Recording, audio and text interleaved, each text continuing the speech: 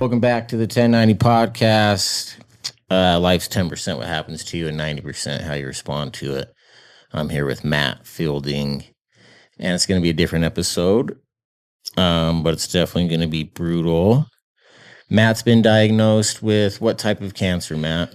It's they're calling it right now. They've changed it a few times, but it's small cell lung cancer, stage 4, that has metastasized to my brain, my bones, both kidneys, both lungs, my liver, my spleen, and my face.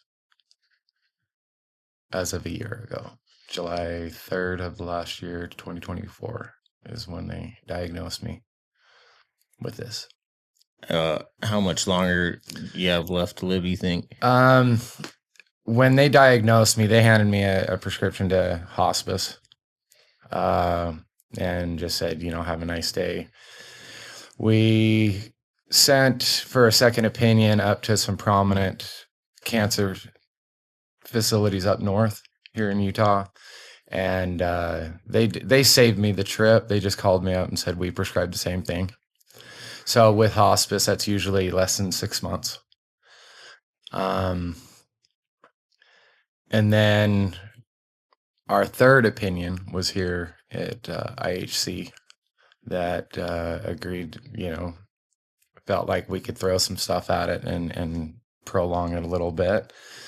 They haven't given me date and time for all of it yet, but they have assured me that it's to them, I'm basically already dead, so anything that I've got beyond that has been just, I guess, a blessing. So, but we've beat a lot of it back. I cleared up one of my lungs, both my kidneys, my spleen, my bones, the tumor on my face, we cleared up. I've got we got a spot in my lung, which they think is ground zero. What does that mean? Like the first tumor. Oh, okay. Like the starting point. The starting point. That's been giving us troubles. It keeps kind of getting bigger, and then I'll shrink a little bit, get bigger, and then I've got some spots on my liver that appear, and then we get rid of them. So we're in a balancing act right now. We've gone through, I guess we're on our third type of chemo. We're getting ready to start. I've been on target treatment. Tried that out. That one wreaked havoc on my body. Yeah, and through it all, I developed, I forgot what they call it, but my thyroid, hypothyroidism or something like that. I developed that, and then I just found out that lupus. I just got diagnosed with lupus. So the majority of, I guess, the problem's kind of what I'm having right now is from the chemo, more or less, than any of the tumors that I've got right now. So.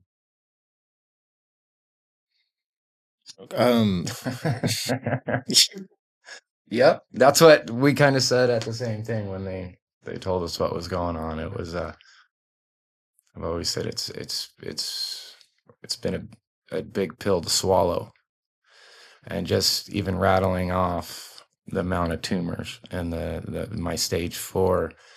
I just got lupus, added to the might as well at this point. Yeah, and that's really a lot of what's gone on. It's been fight or flight, but when you get diagnosed with cancer, you don't get to escape.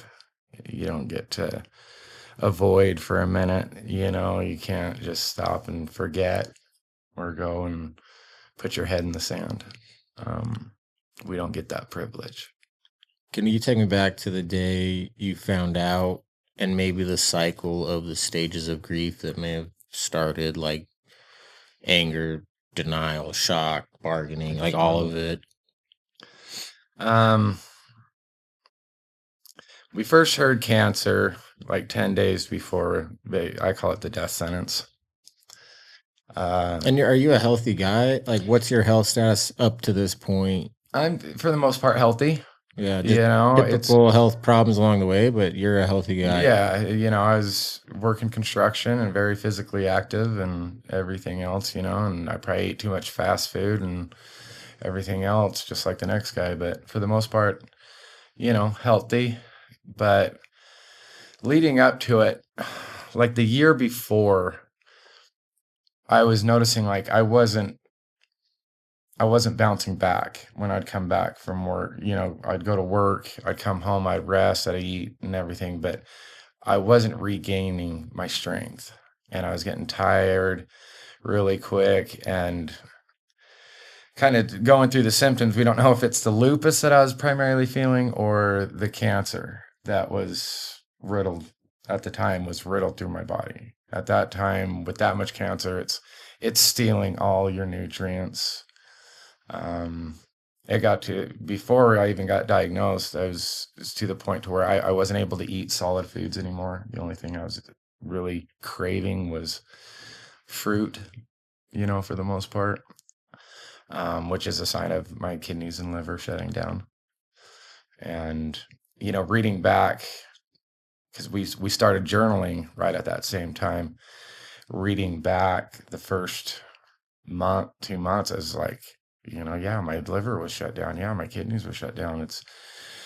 But ignorance is bliss, Yeah. you know, and With the hindsight now, you can go back and be like, oh, that's why. Yeah. But at the time, just very confusing. yeah, Well, and you just don't ignorant and you to don't it. want to. There's a part of me inside my head that's new. I had it. I had cancer, Well, and that's easy to say, you know, hindsight and stuff. But there's also it's like people in general have a hard time even talking about cancer. It scares people. it's so funny that you said that because I was just thinking about you all morning and I'm like, man, like, what are you like? And like, oh, sorry. I was just going to use like the word excited. That's just like so fucked up. But I was like very like interested in your perspective today. Like, man, like what a guy to talk to. Like if anything, like stage 4 cancer should be the requirement to be like a mayor or run for president. Like these are the people who actually have a heart that aren't in it for any like that because they're gonna die. And I'm just like, what? I'm like, I can't wait to just meet this guy. And then I'm like, and then I got to thinking like, there's got to be a whole bunch of podcasts and people interviewing people like this, and there's just not like, or maybe there is a couple, but I think you're right, and I don't understand it because these are the people I think you should be talking to the most. I agree. That's what I think. Like, Um, but I'm sorry it's like that because not only are you sick, but you become like a leper almost. Like, not almost. It is. You lose. We've lost friendships of over 40 years that they can't talk to us anymore. because it's so sad, or what do you think? It just scares them. We've lost family members that just, hey, we can't talk to you. It's too emotional. Are you kidding me? So, and what's hard about it is like they hand me my death sentence and they say, okay, you're going to die. So I've got that panic. We've got that panic of just like, oh my God. And at the same time, it's like your whole world just ended. And now you've got your friends and family treating you the same way. They kind of they look at you like you're already dead or that you're going to give them the cancer as well. So it's the world will really what it does is it grabs the cancer patient, just pulls you out, and basically you're just kind of waiting to die. The world moves on, and friends move on. You know, we've lost a lot of people, and that's really the hardest thing. You know, I understand that it's scary and everything else, but There is nothing that you can ask me that I haven't already processed, thought about, ripped apart. You know, you're not gonna make me uncomfortable. You know, I've already been through it. And I wish, if I could wish one thing is the people out there that, I mean, there's people that won't even look at you once they find out that you have cancer. And it's just like, say whatever you're scared of, you know, if it's the cancer or whatever else, but it's lonely. And if you look and if you study cancer and stuff like that and cancer patients and stuff, then one of the top three things you'll hear is it's lonely, you know, and it's a disease that it just takes you. And you do the best you can to be optimistic and everything else, but at the same time, reality is reality. You know, when you have some of your closest friends and family members and everything else just falling off, that just adds to it, to everything. And so you start going through kind of the stages of grief, almost like that I am going to die, which is a big pill to swallow, to just grasp, you know. Um, you definitely go through the sadness. I can't tell you how many buckets of tears I have filled. And you go angry. You go really angry to the point your brain,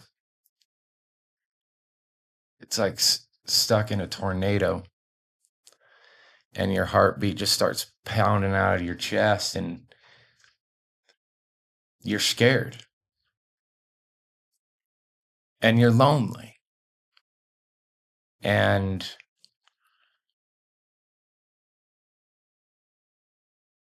that makes you even more angry. But there's nothing you can do. And there's only few people that are left inside your circle you can even talk to. And a lot of it, as it progresses and stuff like that, even that, it's to have people try to understand, unless you've gone through battling cancer, unless you've gone through chemo, there's just some things that just, unless you've been through some extreme tragedy, you don't understand the panic that comes along with it when your world is ripped from you. And yeah, it's scary. It's painful. And even like this, the changing of the chemo and everything else, it's like there's only so many times they can change stuff until they're going, okay, here's your prescription to hospice. And I know that's closer than I would like. And that's hard. I'm 47 years old. There's still a lot I want to do. I've got some Very young young. grandkids and stuff like that. I want to see, I'm just like everybody else. I want to experience some of these things, but sometimes life just has a way of changing for you, and you've got to learn how to adapt, and that, or you can just scream, which I have done. Just stood and screamed. But I've also noticed that if I keep on concentrating on the fear, if I keep on concentrating on the pain and everything, that stuff's not going away.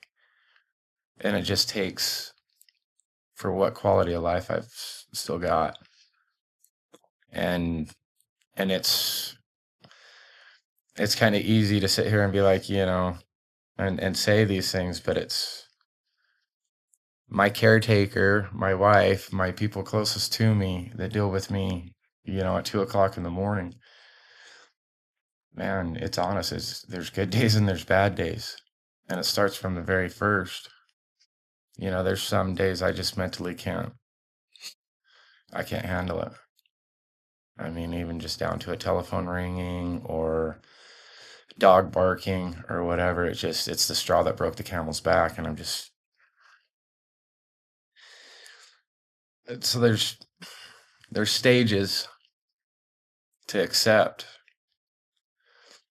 My dad passed of cancer, and my mom gave us a note, or is like a small article, but it's basically that what the human mind kind of goes through when it gets a terminal diagnosis. And it's basically the stages of grief, sadness and everything, and you finally get to acceptance and everything. But I can feel myself making these steps, and that's scary. But it's the mind processing and everything else, and it's tough because on one hand it's like, okay, I'm a fighter, I should have already been dead and everything else, but it's like, okay, I've got to be positive thinking, you get positive results, and don't give up. There's alternatives out there, and we haven't tried this yet, we haven't tried that yet. But there's another side of the brain that's just going, do you feel like you're dying? And all the doctor's notes and all the x-rays and everything is saying the same damn thing. So it's hard to balance that. No, I tell people all the time that one of the reasons acceptance is so hard is it feels like you're giving up. And that's just like a painful thing. Like you're damned if you do. The guilt's gonna slice either way. Yeah. Like you're screwed either way. Like, yeah, and hearing you say that is just a perfect, brutal example of that. Like acceptance. When you're accepting the worst thing, like, and like that's a question I wanted to ask you is like your perspective on society, where we just can't accept loss ever. We just can't. Like we just can't accept losing. People don't like change. Yeah, and then that's your whole thing. Like I wanted to pick your brain on that. Like is it just flat out anger the way you see the world now, and like people when they're complaining about their problems that don't matter? Or? No, and a lot of people are really hesitant about talking about their problems. They're like, oh, I don't want to talk about my problems because compared to yours. And I'm like, that's probably why they don't want to talk to you too. No, like, for real, like. But I always tell them that you don't have to have cancer to have a bad day, and just, I guess, be that much more grateful because you don't have cancer or you haven't been told that you got it yet, Life's hard today, and it was hard 3 years ago before I even knew I had cancer or anything else. And it's all on the attitude that we take. Now, some days what I'm dealing with is heavy. It's difficult just to be like, well, chalk it up to bad luck and it's all right, because it's not that easy. But and I'm having to remind myself more and more as of recently, but I'm only allotted so many more days. And how many of those days do I want to spend angry and crying and everything else, or fighting, or just being angry? Because I do find myself looking at society and stuff like that, and more or less just the ignorance of society as a whole, just how blind and ignorant, we kind of walk through and take advantage of so much. But when tragedy hits, like with me, it's like there's so many people that just turn and run.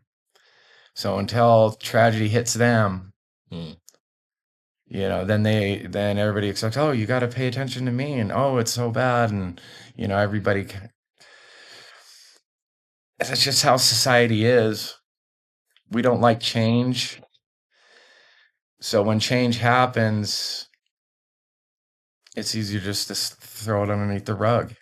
In a lot of ways, I feel like it would have been easier if I would have just died a year ago. And because of the pain, But I also have to remind myself that I am limited. And I don't know if it's going to be another month or another 10 years, but it's how many days do I want to spend being angry? And this can go for anybody. Why? It's a lot of it is I'm tired of being angry. Yeah. I'm just tired of it. And it's not, there's not a punching bag big enough to handle it. For me, like, I just want to respect how brutal it is. I don't want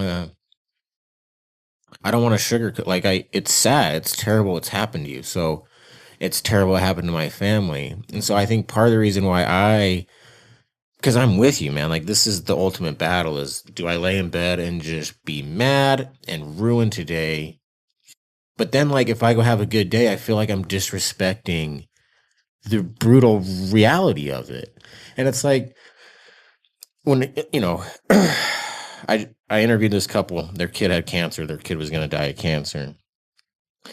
And it's like, yeah, like, we should tell that kid, like, heaven, like, you're going to die and go to heaven and everything's going to be great. Because that just sounds good for the kid and for the family. Like, give them some hope. Like, let's take the pain away. Let's take the pain away. And that's like what I hate is, like, what we're really doing is we're just disrespecting how bad it is for this family. Like, we're just going to say this is fine. That's what we're going to do. Yeah. And so part of me, I don't know what to do with the anger because I feel like it has a right to be there. I feel like. Sure. And then you mentioned balancing. And I think that's such a key thing for me is, like, how do I balance this? Because I can't have a good day unless I respect how awful it is. But then sometimes if I respect how awful it is, I just can't ever get to a good day. I'm just stuck in it. You're stuck in the mud. And so how do you do that, man? Like, it's because you're saying, like, to say it's one thing, but you know better than anyone to actually do it is a total mind fuck. Like, it sucks. I don't know if I've even done it yet. Exactly. I'm still the denial's still there. Yeah. There's still times where I get up and this thing is just taking my breath away.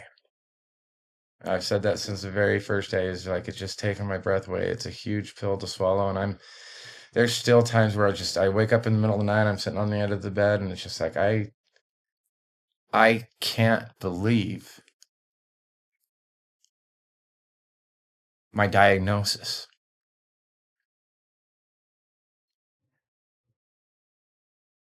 It's still, and it's kind of weird because I'm in so much pain and I've got all these new diseases and these new ailments coming in but it's still just like, I can't believe that this has happened to me. And a lot of what I feel, it's like, and I kind of said this from the beginning, but it's like, I feel like I've got the easy route. It's your family, my loved ones and my kids, they're the ones that are going to have to, I believe that death is easier on the dying than it is on the living.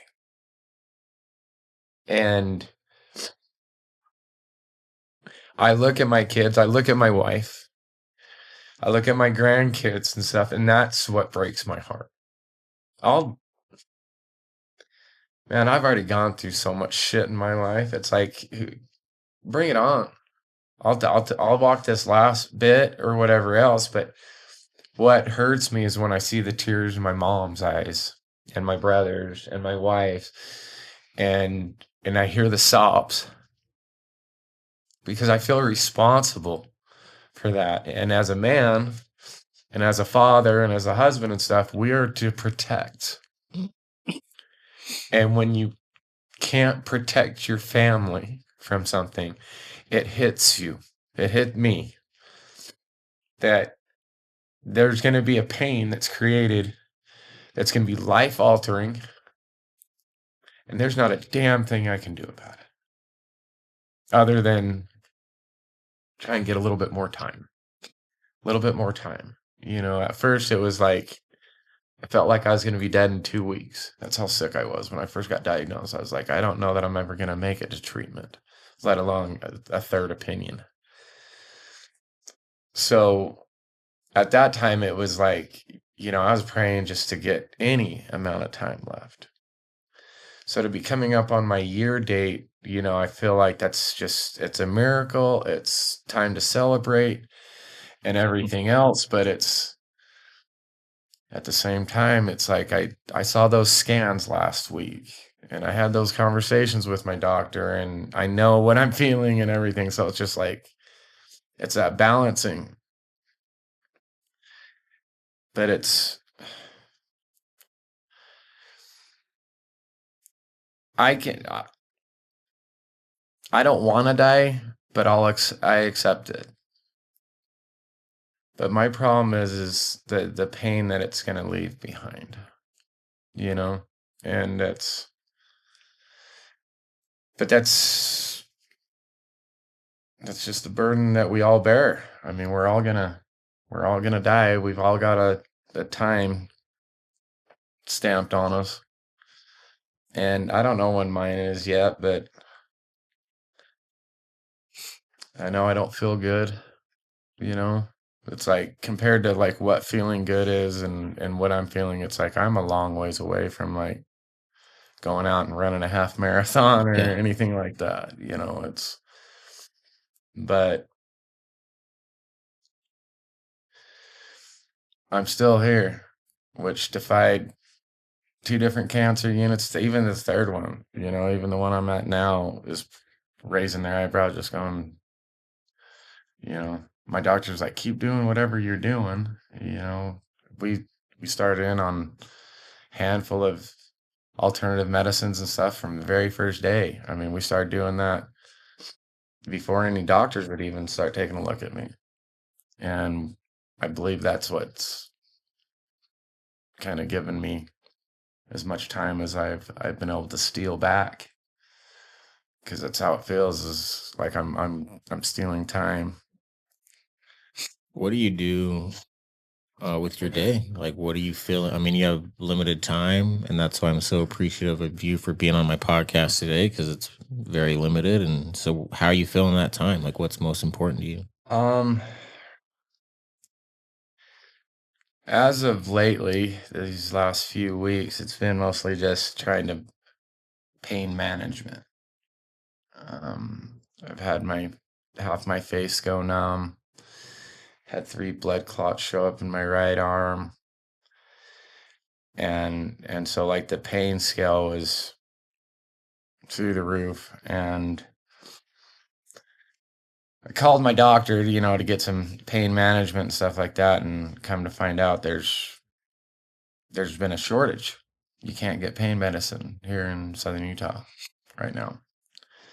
So it was a long kind of 10 days, 2 weeks of just basically it's like slamming your hand with a sledgehammer every single day.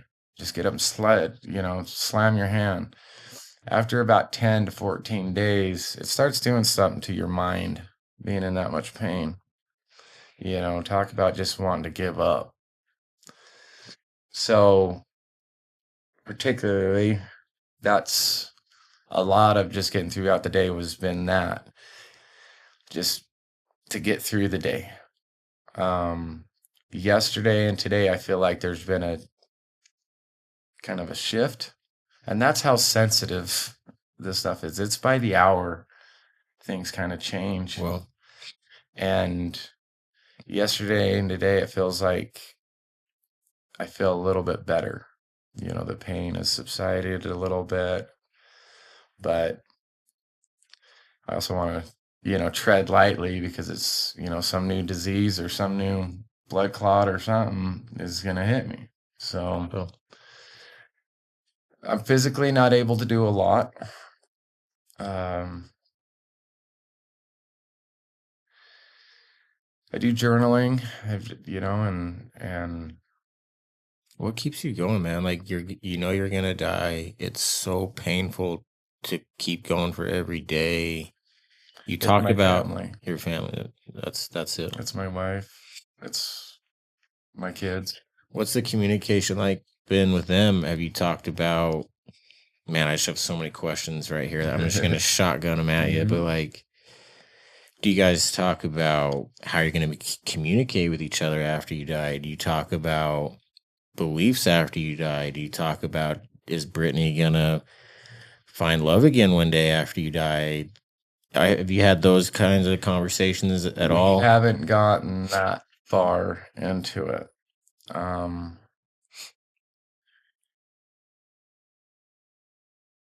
Yeah, I've personally have been crossing into some of these things, and I've been talking to some of my inner circle and stuff like that, stuff I'd like to see during my funeral. Yeah. Look, can we talk about that? Sure. Like, what are you planning? Because what are you planning at the funeral? Yeah, like what music or what? Well, at first for my whole life, I kind of just planned on being cremated and have my ashes spread. But I think as it's, the reality's coming closer, I'm almost wanting to just do like a traditional thing. I'm hesitant just about being embalmed. I guess my fear is it's like right now we're digging up mummies from 2,000, 3,000 years ago. And some of these people are like, oh, it looks like they just died yesterday. I don't want to be that guy in 3,000 years. I just don't, but, and that's about as much of it. But yeah, I'd like to add some comedy into my I love funeral. it. Some dark humor, man. Yeah, that's just the only like way maybe to get through. Make it sound like I'm knocking from inside the coffin or something, or text everybody as they're leaving, hey, thanks for coming. Just That'd be great. I've always been, when tragedy strikes, because this isn't my first tragedy, we got to crack a smile. You gotta laugh or cry. Exactly. Yeah. And I do believe laughter is the best medicine. So I'm gonna try and incorporate as much as that into the funeral or whatever it may be, if it's a wake or anything else. But I haven't, mostly it's just the things that I've thought about is like just to minimize as much stress as I can for my family afterwards. I would like them to be able to, if they need to, take 6 months to a year or whatever and just lock yourself in a room, become an alcoholic, whatever you need to do to get through it, because these types of things have a way of changing an individual, and it also has a way of destroying people. And I don't want to be looking down from above and see that type of stuff. I would much rather either be forgotten or, when you talk about me or whatever, have a smile crack across your face, So I'm really trying to minimize as much damage as possible. You think, you said laughter is the best medicine, and you've lived well past certain checkpoints that people thought. Do you really, Sure. I really do. I think it helps with the attitude, and I think laughter really does help, man. I do think it's one of the best medicines as well. Yeah. Sure. Laugh or cry. What about death, man? Like, What do you think? There's a part of me that's almost excited. Curiosity. Yeah, it's to be human, it's not like you haven't thought about death or fantasized about it. No, and Like like, what's after this, and I think that's one of the reasons why I dwell on death so much too. Is a lot of my family members experienced it, and it's not even sad or happy. Sometimes it's just pure curiosity. Yeah. Like, just so curious if there's anything, if there is, like, what is it even like? And I just wanted to ask you, man. I'm halfway, like I said, almost excited. I'm ready to go in and meet my maker and just kind of square up to him, be like, What the fuck was that? really? Yeah. I mean, talk about a twisted sense of humor, Yeah, I think if there's a judgment day, he's gonna be the only one on it, sweating bullets, like, and we're all gonna be pissed. Like, Yeah, what the hell was that? So there's a part of me that's kind of ready to do that. Yeah. And of course, it's like, I've got family members and pets and stuff that's, really hoping that it's like the traditional Christian, fairy tale kind of thing where it's, you go running into your loved one's arms. But there's also the fear of the abyss, and it's scary that it's like you got to walk it alone. This is something that we're born into this world alone and we're going to leave alone. And just with like how lonely everything's been since being diagnosed and everything, it's one of the kind of sad and it's developed kind of into a fear is just this transition I'm going to have to take alone. And that's just kind of scary. And I think a lot about like what's actually going to take me out, is it kidney failure, liver failure? Is it going to be choking on my own fluids in my lungs? How painful is it going to be? I'm tired of the pain that I go through. And these thoughts run 24 hours a day, 7 days a week in hyperspeed. Thank you, man. Like, very good way to put it. Like, this whole conversation we've been having is 2 seconds in your head, like, by yourself. Yeah, like, and then you come back to it. It's just this hamster wheel, man. Yeah, and you wake up in panic attacks and everything else. It's textbook PTSD, and I mean it's just what it is. It's cool that I've been able to handle and tackle what I've been able to handle, but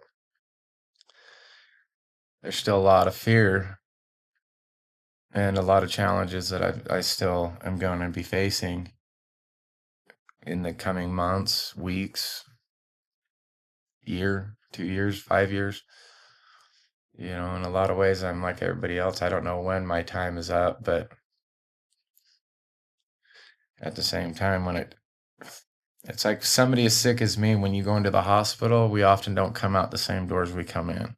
They don't treat you the same. It's always stage 4 and everything else. So it's kind of hard to kind of get anybody to acknowledge that you're alive or you need help or anything else. It's the world quickly passes you up. So you're constantly reminded of that, which it's really the hardest thing through this all, is the amount of loss I've already experienced, and I'm not even dead yet. Losing friends and family through this is it's jaw dropping. And it adds to the anger. You want to turn to some of these people and just grab them by their neck and just be like, who the hell are you? But it's everybody must walk their own path.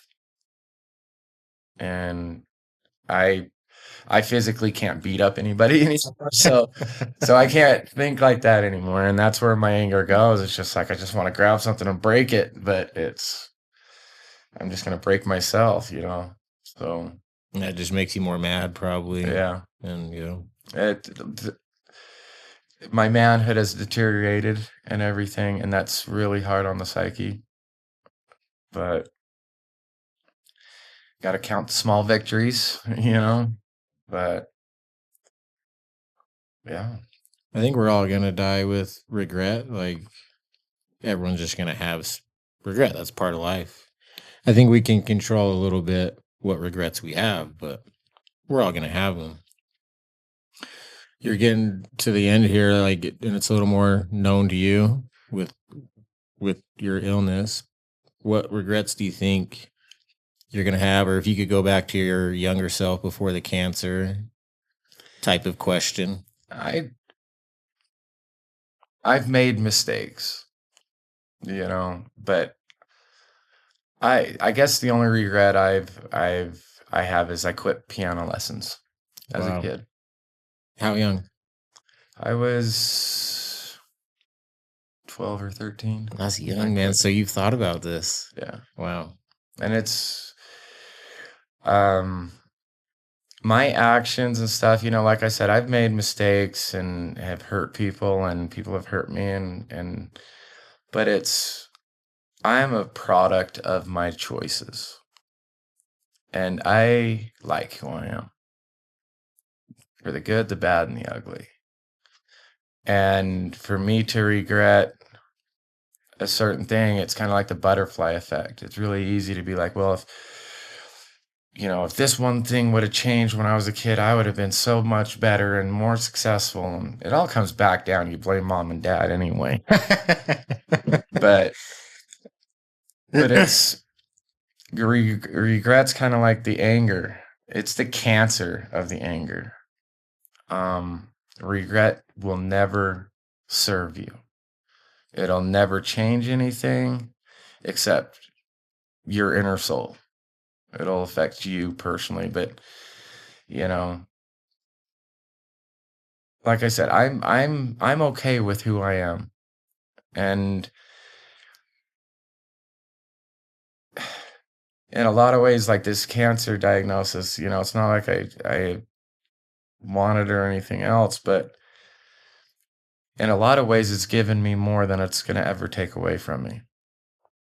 Just through heightened relationships, rekindling of, just some of the time and conversations and stuff that I've been able to have with people and the strengthening of my spirituality through it. The strengthening of it. Just, I've got my version of God and my higher power and my guardian angels. And I feel like it's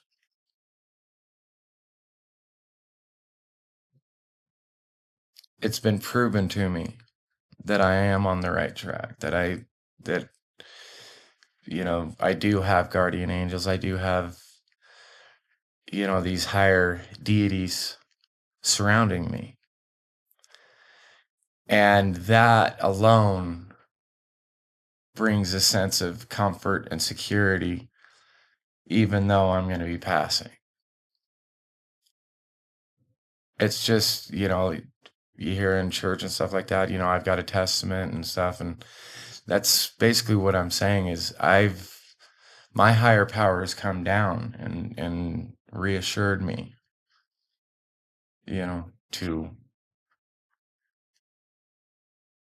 to not be afraid that these loved ones I will see again. And it's also helped create and everything else, that this excitement of my passing. But it's also thinking on the other side.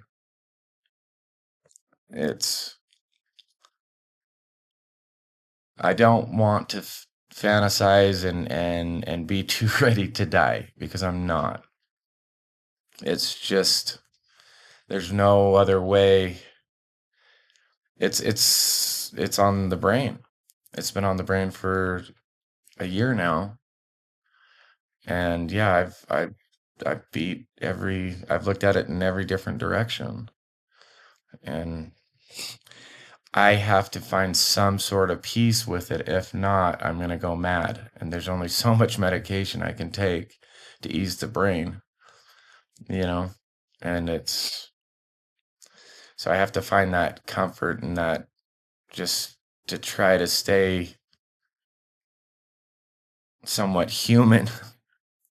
I've got to accept some of these things, and just learn to trust uh, in the choices that I've made, and to have a bunch of regrets and be on my deathbed and trying to, forgive me for this, forgive me for that. Dude, you're already too late, man. You're already wasting your life. Like yeah. So like I said, I'm just gonna turn around and square up to my maker, and I'm be like, you built me in your image, so What do you let's think? see what you got. Because I'm pretty pissed. So I love what you said. I'm not quite sure how you said it. It was very beautiful, but it's, cancer's taking stuff from you, but it's giving you a lot too. That was just really powerful to listen to, because I said something similar, like the worst thing that's happened to you is probably also the best thing, which doesn't really make any sense, but it kind of does, in the fact that, like, being that broken really shows you who you are, and from that point, you have whatever's in your control. With that new version of you, you can do really cool things. yeah.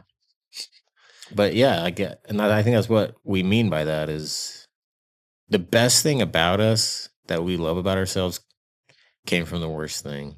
And that's the truth. It's often from these tragedies ends up being, blessings. But it's also,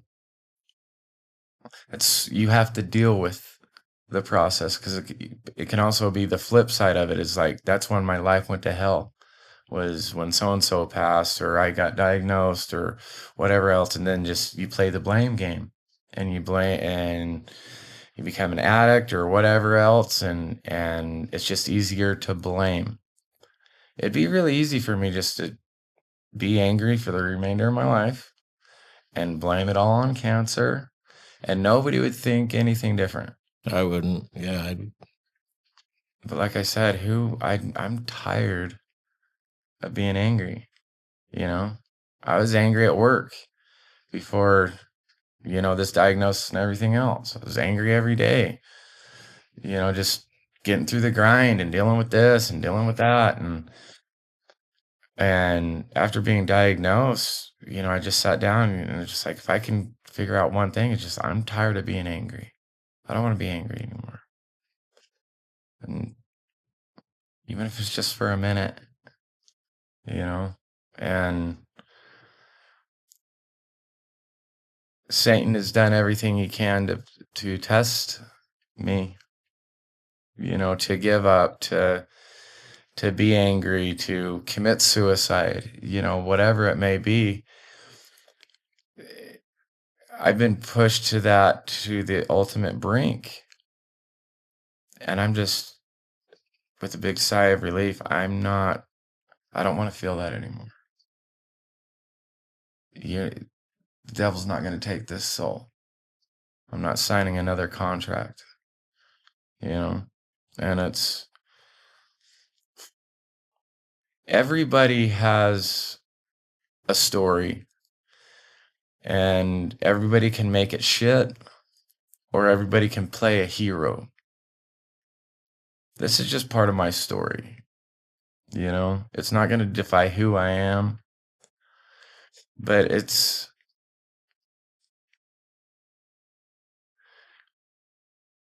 we love to blame other things to try to get some sort of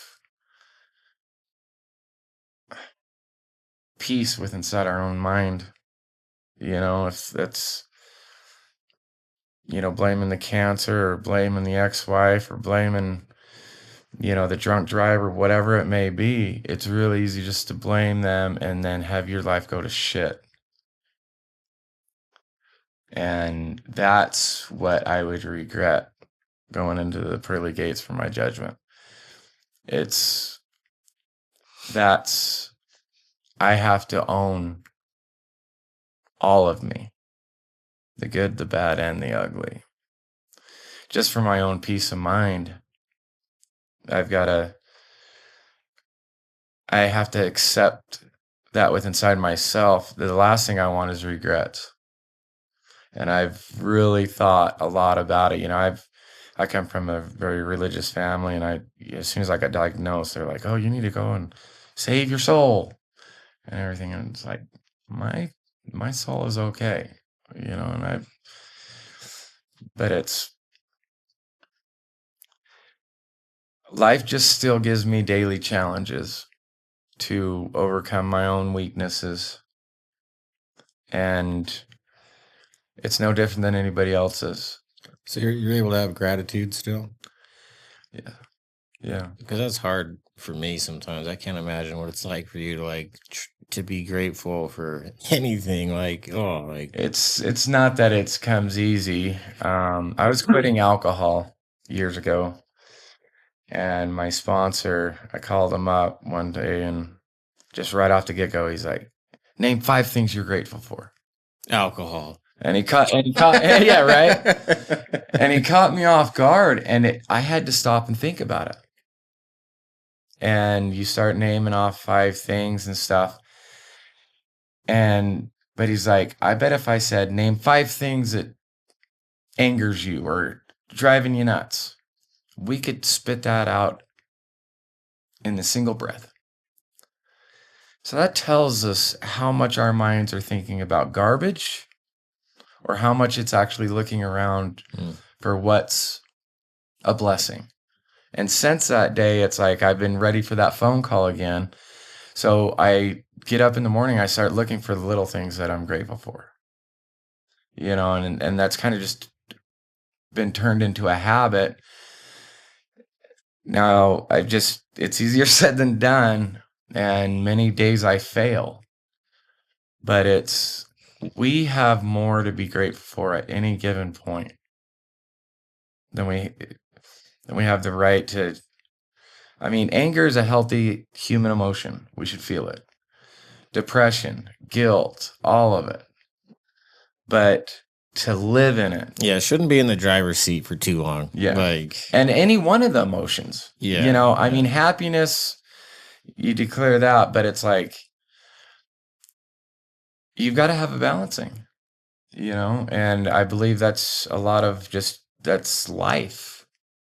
It's nothing but trials and tribulations. And we have to do the best we can to wake up and put a smile on our face. Because there's more than enough things at any given time for any one of us just to be like, that's fucked, that's fucked, that's fucked. This is bullshit. They're bullshit. This hurts. I'm tired. So that's where my mind was this morning. I was so pissed this morning, and I'm just like, how can anyone be happy? How can it's all bullshit. Anyone who's happy is faking, because just pick your poison of all the terrible shit going on. And I'm just so mad. And then I sit down with someone like you with stage 4 cancer, and it's like, I think it's the example you're setting of, I mean, obviously the anger's there. You can feel it. You can see it in your eyes, but the gratitude's also there from you, and not feeling sorry for yourself is there, which I think is incredible. And just the love for your family and the pain that you're going to leave them. I look up to you. I strive to have that perspective, because I really struggle sometimes with just anger. This world we're living in is so terrible. It's so brutal. Oh, you're human. Yeah. Have you ever done mushrooms? Right. Yeah. When I do mushrooms, Okay, when I do mushrooms, I can meet halfway. Like, yeah, like everything's gonna be fine. And like that's the only time in my life where I can relate to people like, oh, everything's beautiful and everything does have a purpose, and we're just little balls of energy, and we chose to come down here and get fucked up, and our creator told us like you're gonna get fucked up, man, and you don't have to go. And we're like, no, it's better than not feeling anything at all. Like, send me down. Like, I have those thoughts, and like we're all connected, humanity, but if it's not on mushrooms, man, it's pretty dark for me. What's been your experience with that stuff? Has that helped you get to where you're at, or? No, I haven't. My happiness has definitely been fewer and farther between since being diagnosed. And even my wife the other day was like, she misses my inner child, and that's when I'm just kind of acting goofy or whatever. And I had started joking around and everything and kind of playing with her and I mean, it's been a long time since I've kind of felt that. Yeah. And it's hard, just I imagine it is for you, to get up each day and not give in to the weight of the world. Because it is heavy. And it's heavy for every single one of us. But it's also the attitude that we take. It's heavy because you put the weight on you. You're stressing because you're the one that's constantly repeating that broken record inside your head. And it's often over stuff that we have no control over anymore. Period. And it's easier said than done, but it's like that's where we've got to just take one day at a time, one moment at a time. And through this cancer thing, it's 1 minute at a time. Sorry, I'm going to stop you because I think that's so true. Like, and I just wanted to stop you because everyone says that, like you hear that all the time. But I think that's one of the truest things for me is like when you look at your life, I just can't. It's so, but if I can take it one day at a time, like that's doable. And like you said, 1 minute at a time. Oh man. And I bet Keisha can relate to this too. Like it literally used to be like 1 minute at a time, like breathe. And that's how bad it was. And that minute's like climbing Mount Everest. Yes. And then like the anger sets in because no one noticed, like no one sees that. Like you're the strongest you've ever been in your life, but you look the weakest. Like, oh, he's an alcoholic now. Like this is actually never been stronger, actually, bud. But like from their perspective, like, oh, slippery slope. Like and that was frustrating to me. Like, dude, like I am climbing Everest today. Fuck you guys. Yeah. And it's easy.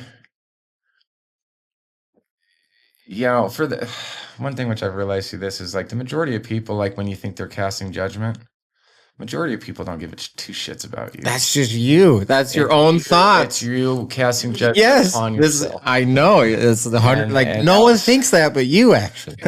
You're just bouncing it off of them, and it's coming out of you. But that's just you. Yeah. Courtney, my wife, she was so good at this because I'd have these irrational thoughts all the time, and she's like, Mason, no one thinks that, and like, yeah, blah, blah, blah. And she'd ask me like, who? Like, give me names. Who? And everybody. I could everybody. She's like, just give me one name. And I'm like, and I couldn't. It was just me. Yeah. And I think that's another thing that's so true. We carry baggage. Yeah. We love to carry baggage. And we can't, it's hard for us to talk to ourselves. So we throw it at them like it's their idea. So now we can talk about it. Like, okay, mother effer, you did. And it's like, you're battling with yourself. Exactly. And it happens over and over and over again till we either change it or it consumes us. And you die. And you die. Yeah. So it's how many more days do we want to carry that baggage? Because when we die, that baggage is staying here. other than maybe a chain around your neck as you're walking into the fucking depths of hell.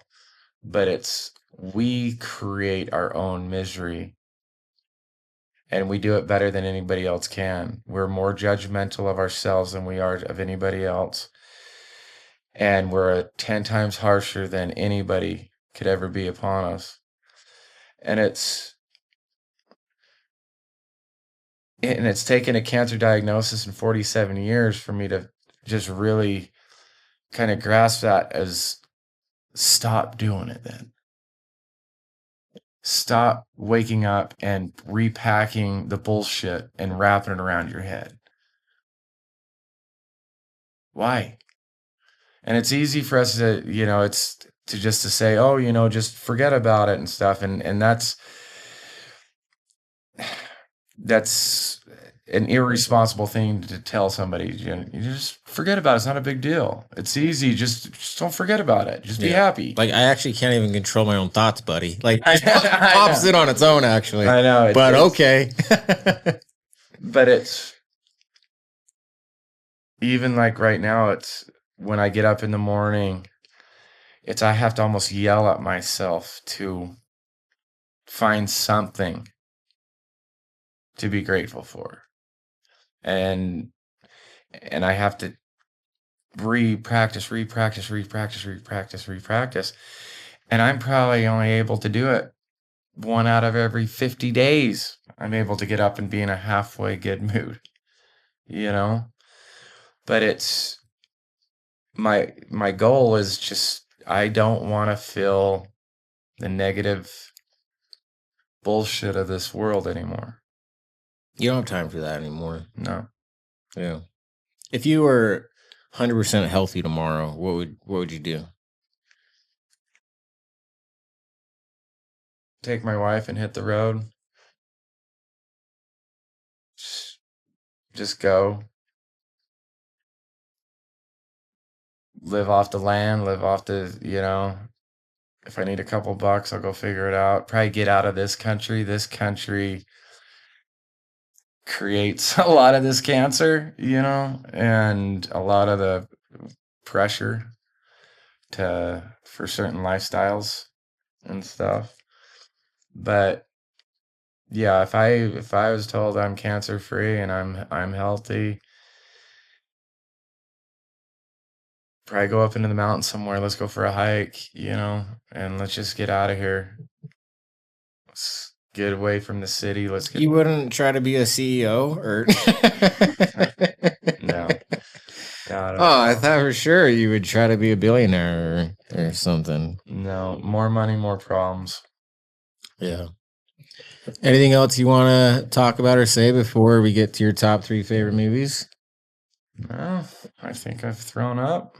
You regurgitated all your... So I'm so sorry, man. I know you probably hate it when people... or maybe, I don't know, but truly... I owe you an apology. And when I first got into public speaking, this was like a year after my family died, there was a part of my public speaking where I'm like, I'm so miserable. Like, I pray for cancer. Like, I want to die. Just to try to express how bad I was hurting. Yeah. But I just like to apologize. That wasn't cool to say. No, but that's understandable. I've had a family member that kind of said the same thing. It's to express the severity of what you're feeling. There's so many times where it feels like it's just like I'm gonna go blow my brains out and stuff. Well, doesn't mean I'm gonna go blow my brains out. Yeah. It just means that's the red flags. That's how many red flags are going off inside my head. And a lot of it is the pain is so great that you'd rather be dead than have to face another Mount Everest. You can't get through another minute. Yeah, I know that feeling. Yeah. Where it's like, yeah, I got through this minute, but I don't want to go through the next one. I don't want to go through an hour from now. And when you're dealing with the tragedy, and even though you're living one day at a time or 1 minute at a time, you're constantly, and this is never going to end. And that's enough just to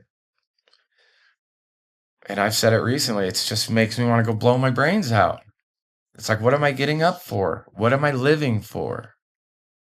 If I'm that uncomfortable and that much And pain and everything else. it's just, it could be next week anyway. So like, what are we doing? Yeah. Yeah. And then the other thing is like, that's what people would tell me when they hear my story. Like, oh, I would just want to die. Like, that's what people say. And so like, Yeah. and for me, I'm like, well, should I be dead? Like, I truly, because I'm like, I want to die. Yeah. Is that what everyone's expecting me to do? They're expecting you to either is kill going yourself on or start slamming stuff into your arm or whatever. Exactly. Like if I don't do that stuff and I keep living, am I not sad enough for them? Like it's hard. And it comes back to the guilt and everything else. And if you were to have a good day, what does that mean for the bad days? Yeah.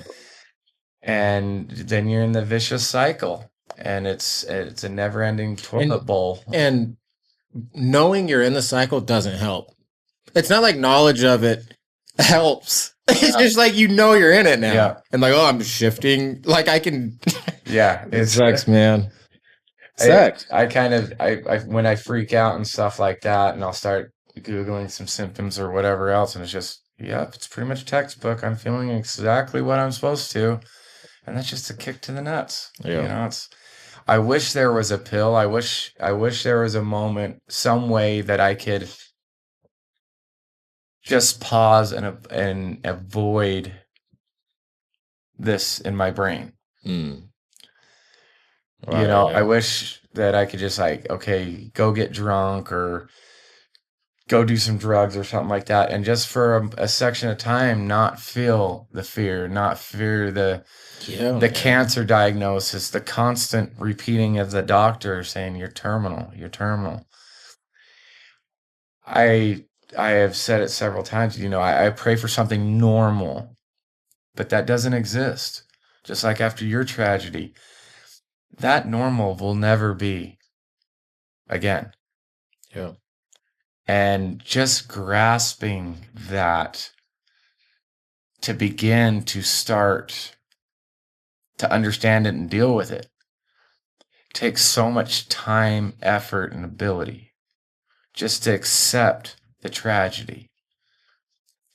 Because to accept the cancer diagnosis, it's been a year and I'm still waking up in the cold sweats. Like, I can't believe this. There's still a portion of my brain that's still wanting to be in that denial. But once tragedy strikes, no matter how much we pray, how much we wish, it's not going to change. If someone got diagnosed stage 4 cancer today, what would you tell them?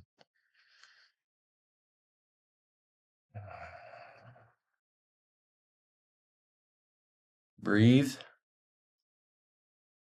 There's so many variables that goes into cancer and the cancer fight. Everybody's cancer is different. I love that. Just empathy, sympathy right out of the gate. Like, just breathe. Pray. A lot of people ask me, what saved me, what got me to this point and stuff like that. And, is it the Eastern medicine? Is it the Western medicine? And it came down to is once I got diagnosed, we went out to the car and we prayed. And we prayed for help. Prayed for peace, whatever. And it was that opened, I guess it just opened up the possibilities of what avenues to go down to be able to get what we've been able to get back. I mean, I shouldn't even have made it to diagnosis with how much cancer I had. I should have been dead on the sidewalk. So to go through as much as I have, it's been about 1,000 different miracles to create this one giant one. And it started with just humbling myself and asking my higher beings for guidance, for support, to help find out. And I've really tried my hardest not to pray, oh, I want another 40 years. It's I pray that just peace comes to me, comes to my family, no matter what happens. The constant panic attacks that I've constantly feeling and stuff. I pray for for an acceptance inside my brain. The panic comes from uncertainty of the future. So I pray for peace to be able to calm that. I don't pray that my cancer's all gone and stuff. Now that's the ultimate goal, but God often doesn't give you what you want. It gives you what you need. And through all this, if I could ask for one thing, it would just be peace to calm the panic of this all. And most people that I've talked to, that through tragedy and stuff like that, it's a lot of the same thing. It's if you could just ease your mind for a moment and get out from your Mount Everest for a moment. I mean, that's all I want. I've been fight or flight for a year now, and that's just exhausting. I want to have a moment of peace, and that's hard to find still. And ironically, you'll probably only get it when you're dead. Sure. I believe so. Yeah.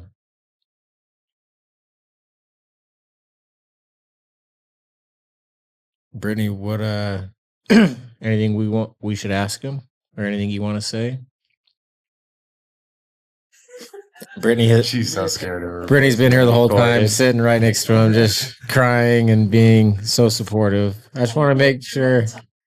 Oh. So I'm looking at him like, Brittany, can you speak? No. Okay. I can still see your rigging. Okay. I'll just. Oh yeah. Oh, can you hear me okay? Yeah, you're good. Or anything you want to say, Brittany? Yeah. I mean, there's a lot that I want to say in terms of what would I say to somebody that's just finding out that they have cancer or their spouse has cancer. Faith above all.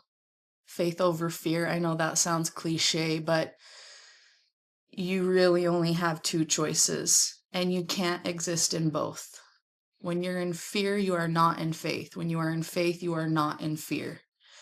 And it's a balancing act, and some days you're going to do better than others, but the word belief comes to mind a lot, and I believe that the body can heal itself, and I believe that through, your 1090 explains it perfectly. And I didn't even know what that meant until Blue told me, but, you're only 10% what happens to you and 90% how you process that or deal with that. And sometimes the mind gets in the way of the heart, but everything you need is within you. Everything we need is within us, which is why we came here alone and will leave here alone. Matt has everything he needs to walk this path on his own. Sure, it's nice to have somebody to hold your hand and be there with you and encourage you when you fall, and that's the beauty of connection, and we need that, but ultimately he has everything he needs.